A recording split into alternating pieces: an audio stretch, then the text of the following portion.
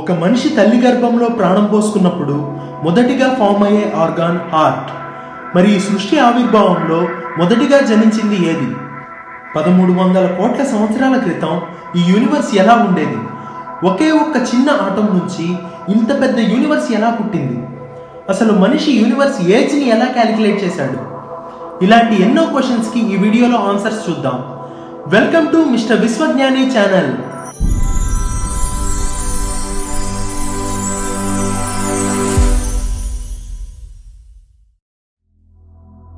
యూనివర్స్కి సంబంధించిన ఏ వాల్యూ అయినా సరే చాలా పెద్దగా ఉంటుంది. సో మనం నార్మల్గా యూజ్ చేసే మీటర్, కిలోమీటర్ లాంటి స్కేల్స్ని ఆస్ట్రానామికల్ స్టడీస్లో యూజ్ చేయలేం. అందుకే మోడర్న్ ఆస్ట్రానామికల్ స్టడీస్లో డిస్టెన్స్ని లైట్ ఇయర్లో కొలుస్తారు. లైట్ ఇయర్ అంటే కాంతి సంవత్సరం. లైట్ యొక్క స్పీడ్ 3 lakh km/s. అంటే లైట్ ఒక సెకండ్కి 3 లక్షల కిలోమీటర్లు ప్రయాణిస్తుంది. ఇదే లైట్ ఒక సంవత్సరానికి ఎంత దూరం ట్రావెల్ చేస్తుందో దాన్నే లైట్ ఇయర్ అంటారు. 1 light year is equal to 9.461 trillion kilometres. Light year ఎంత పెద్దదంటే, ఫర్ ఎగ్జాంపుల్, సూర్యుడికి భూమికి మధ్య డిస్టెన్స్ 14,95,97,870 కిలోమీటర్లు. దీన్ని లైట్ ఇయర్లో చెప్తే జస్ట్ 0.000016 లైట్ ఇయర్స్. సన్కి నియరెస్ట్ స్టార్ అయిన ప్రాక్సిమా సెంచురీకి మనకి మధ్య డిస్టెన్స్ 4.24 లైట్ ఇయర్స్. అంటే ఆ స్టార్ ఈ క్షణం రిలీజ్ చేసే లైట్ భూమిపై మనం చూడడానికి 4 సంవత్సరాల 3 నెలల 18 రోజులు వెయిట్ చేయాలి. మనం రాత్రిపూట ఆకాశంలో ఇప్పుడు చూస్తున్న నక్షత్రాల వెలుగు ఇప్పటిది కాదు. అవి పాస్ట్లో కొన్ని సంవత్సరాల క్రితం విడుదల చేసిన లైట్ని మనం ప్రజెంట్లో ఇప్పుడు చూస్తున్నాం. నా ప్రీవియస్ వీడియోలో నేను మనిషి టెలిస్కోప్ ఇన్వెంట్ చేసేదాకా పాస్ట్ టు ప్రెజెంట్ ఈ విశ్వాన్ని ఎలా స్టడీ చేశాడో ఎక్స్ప్లెయిన్ చేశాను. Don't miss that video. Link కింద డిస్క్రిప్షన్లో ఇచ్చాను. 1610 ADలో గెలీలియో తన టెలిస్కోప్ కంటితో విశ్వాన్ని చూడడం మొదలుపెట్టినప్పటి నుంచి మనిషికి యూనివర్స్ ఎంత పెద్దదో, దానిలో ఎంత స్థానం ఏంటో కూడా అర్థమైంది. 18th సెంచరీ వరకు మనిషి యూనివర్స్లో ఏముంది అని మాత్రమే స్టడీ చేశాడు. కానీ 19th సెంచరీ నుంచి ఈ యూనివర్స్ ఎలా మొదలైంది అనే క్వశ్చన్కి ఆన్సర్ వెతకడం మొదలుపెట్టాడు.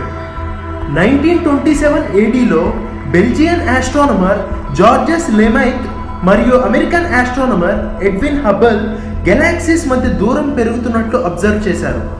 ఇలా జరగడానికి కారణం ఏంటంటే universe is expanding. For example, మీరు ఒక బెలూన్ తీసుకొని దాని సర్ఫేస్ పైన పక్కపక్కనే 2 డాట్స్ పెట్టండి. ఇప్పుడు ఆ బెలూన్లో ఎయిర్ ఫిల్ చేస్తూ ఉంటే ఆ డాట్స్ మధ్య డిస్టెన్స్ పెరుగుతూ ఉంటుంది. ఆ 2 డాట్సే 2 గెలాక్సీస్. ఆ 2 డాట్స్ మధ్య డిస్టెన్స్ పెరగడానికి కారణం బెలూన్ వాల్యూమ్ పెరగడం.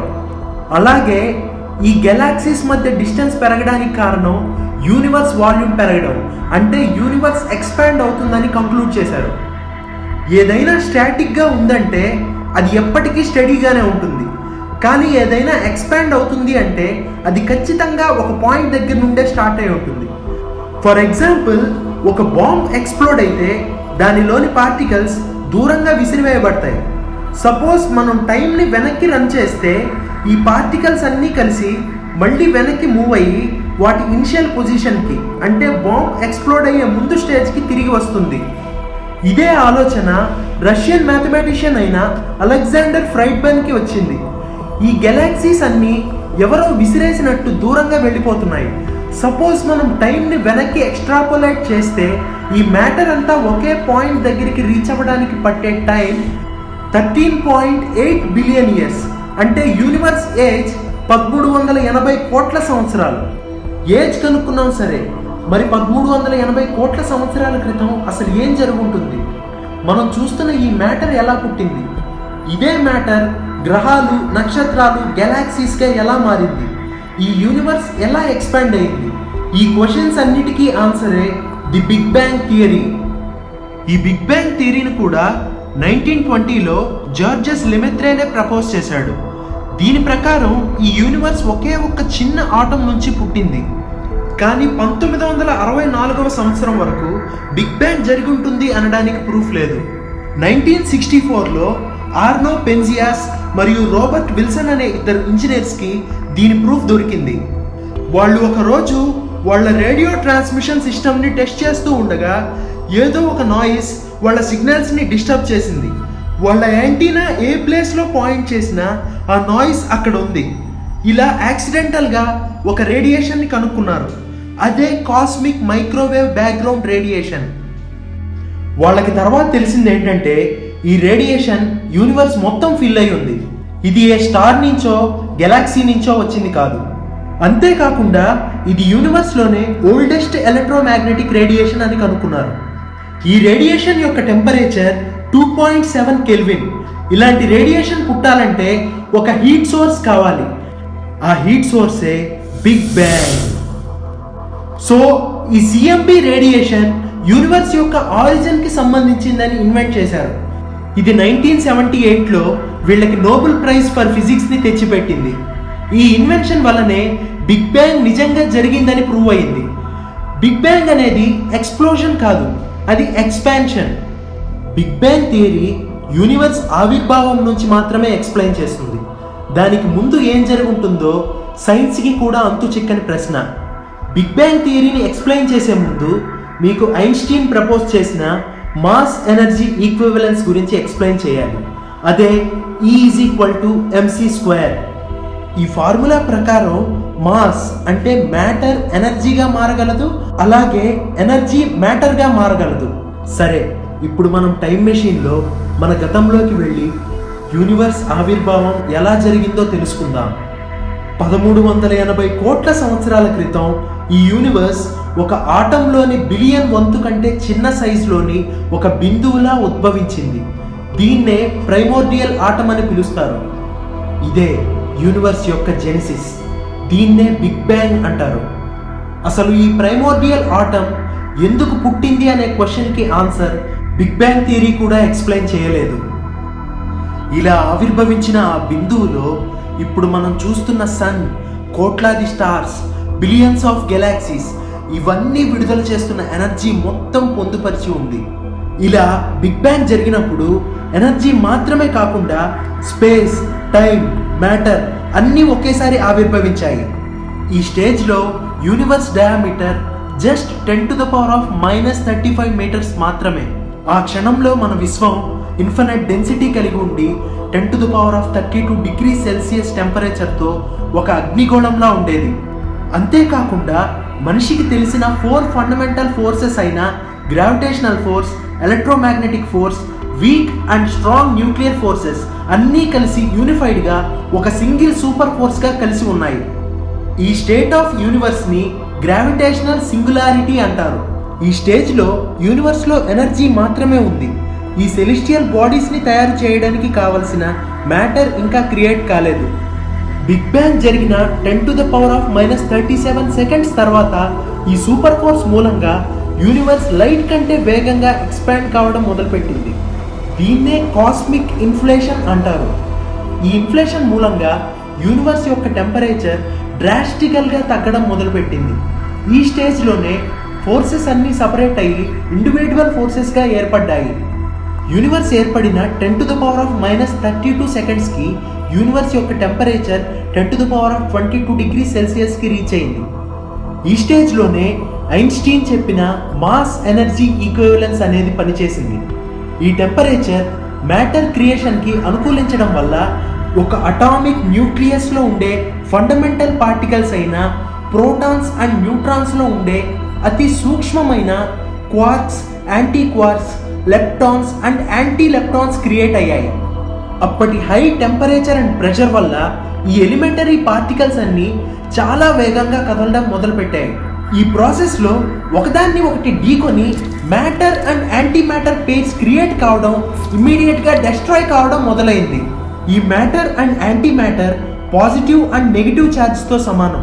ఈ రెండు పెయిర్గా ఏర్పడిన దాని రిజల్ట్ 0. సో యూనివర్స్లో ఇంకా మ్యాటర్ క్రియేట్ కాలేదు. మొదట్లో మ్యాటర్ అండ్ యాంటీ మ్యాటర్ ఈక్వల్గా ఫామ్ అయిన ఆ తర్వాత బారియోజెనసిస్ అనే ప్రాసెస్ వల్ల వీటి నంబర్లో డిఫరెన్స్ వచ్చింది. ఆ డిఫరెన్స్ ఎంత చిన్నదంటే ప్రతి 1000 కోట్ల యాంటీ మ్యాటర్ పార్టికల్స్కి 1000 కోట్ల ఒక్క మ్యాటర్ పార్టికల్ ఎక్స్ట్రాగా ఫామ్ అయింది. ఈ ఎక్సెస్ 1 మ్యాటర్ పార్టికలే మనం ఇప్పుడు చూస్తున్న ఈ విశ్వం ఏర్పడడానికి కారణం. మనం ఇప్పటి వరకు చెప్పుకున్న ప్రాసెస్ మొత్తం యూనివర్స్ పుట్టిన 1 సెకండ్ లోపే జరిగింది. అప్పటికే యూనివర్స్ రేడియస్ 10 లైట్ ఇయర్స్కి చేరింది.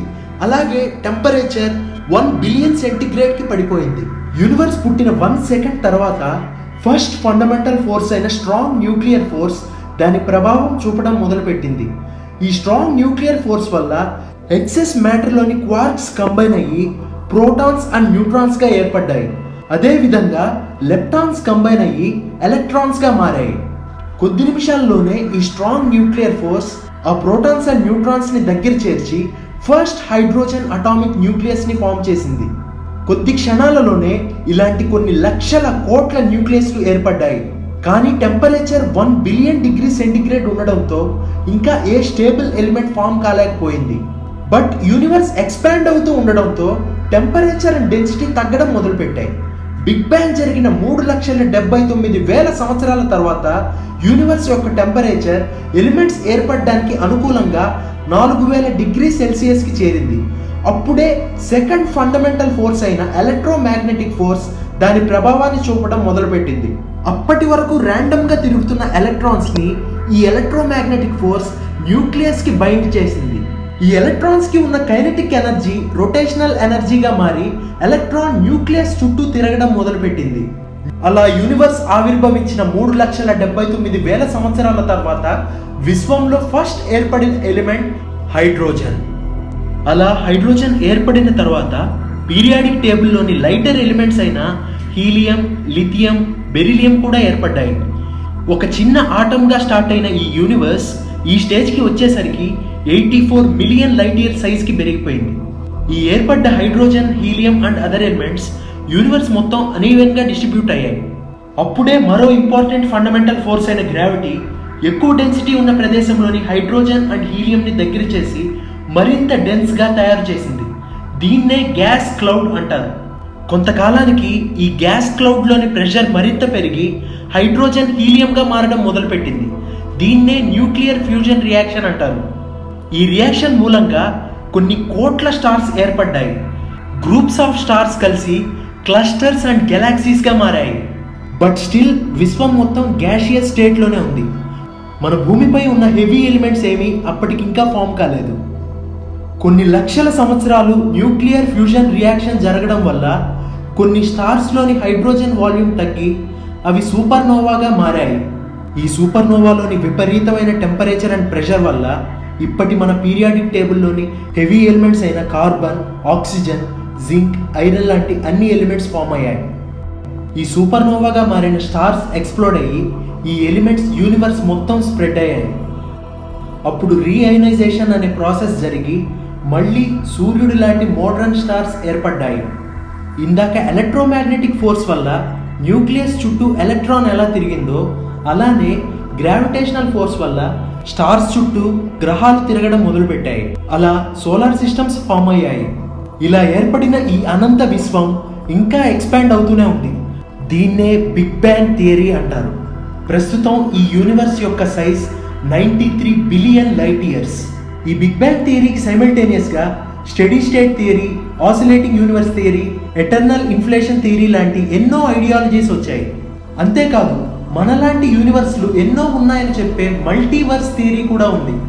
కానీ బిగ్ బ్యాంగ్ థియరీనే సైంటిస్ట్కి వచ్చిన ఎక్కువ క్వశ్చన్స్కి ఆన్సర్ చేయగలిగింది. అందుకే బిగ్ బ్యాంగ్ థియరీని యూనివర్సల్గా ఎక్కువ మంది యాక్సెప్ట్ చేశారు. ఈ బిగ్ బ్యాంగ్ థియరీ కూడా ఆన్సర్ చేయలేని కొన్ని క్వశ్చన్స్ ఉన్నాయి. అదే what is dark matter and dark energy. ఈ విశ్వంలో మనకు తెలిసిన మ్యాటర్ మొత్తం జస్ట్ 5% మాత్రమే. మిగతా 95% ఈ డార్క్ మ్యాటర్ అండ్ డార్క్ ఎనర్జీనే ఉన్నాయి. అసలు ఇవేంటో నా నెక్స్ట్ వీడియోలో చెప్తాను. అంతేకాకుండా మిల్కీవే గెలాక్సీ గురించి ఎన్నో ఇంట్రెస్టింగ్ ఫ్యాక్ట్స్ నా నెక్స్ట్ వీడియోలో చూద్దాం. So don't miss it. నా వీడియో నచ్చితే లైక్ చేసి షేర్ చేయండి. ఛానల్ సబ్స్క్రైబ్ చేసి నోటిఫికేషన్స్ కోసం బెల్ ఐకాన్ క్లిక్ చేయండి. మీ వ్యూస్ కామెంట్ బాక్స్లో మెన్షన్ చేయండి. I am Mr. Vishwa. Meet you in my next video. Thanks for watching.